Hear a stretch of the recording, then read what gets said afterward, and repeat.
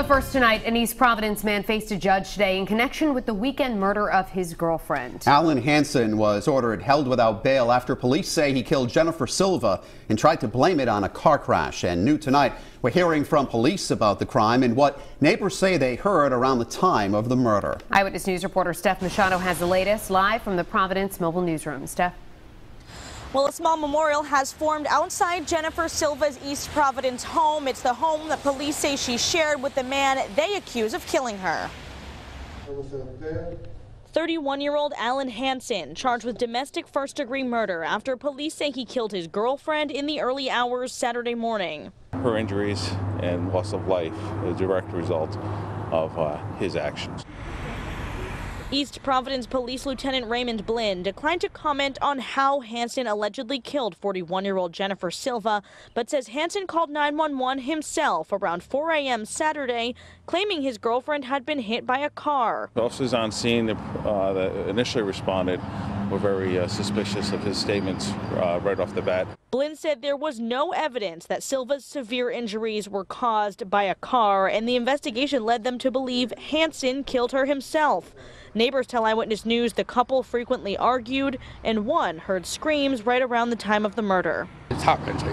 Another neighbor, James Strolin, lit candles outside Silva's Warren Avenue home, adding items to the growing memorial. He says he did not know her, but was deeply affected when he heard this was a case of alleged domestic violence. You hear it all the time. You know, it's so out of control, and you feel bad for the women who are in these situations. Jennifer Silva was now the latest victim of a domestic violence situation. It needs to hopefully stop. And Alan Hanson was ordered to be held without bail. We've also learned he has a history of violence and a long criminal record. We'll tell you more about that coming up new at 6. Live in East Providence with the Mobile Newsroom, I'm Steph Machado, Eyewitness News.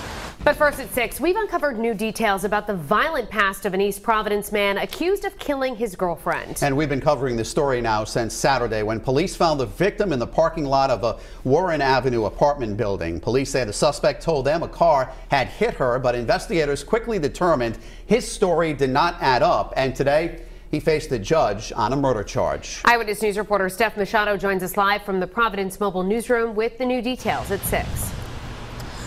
We've learned Alan Hanson has served time for domestic violence before. This time, police say his actions led to the death of his girlfriend right here at her East Providence home. You can see neighbors and loved ones formed a small memorial in her memory.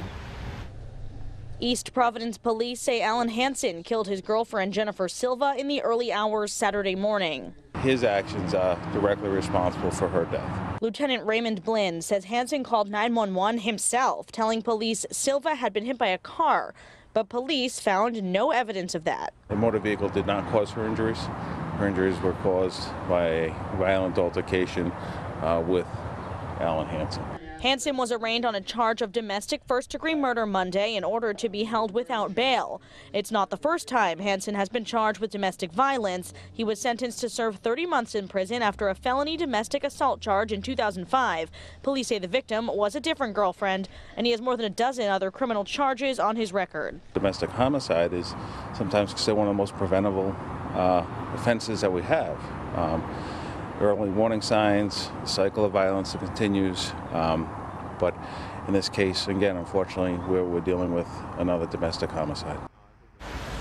And the Rhode Island Coalition Against Domestic Violence also commented today on this murder, saying the state should be doing more to hold domestic abusers accountable and monitoring them for patterns. Now, police have declined to comment on how Hanson allegedly killed Jennifer Silva in this case, and the medical examiner's office says her cause of death is still pending.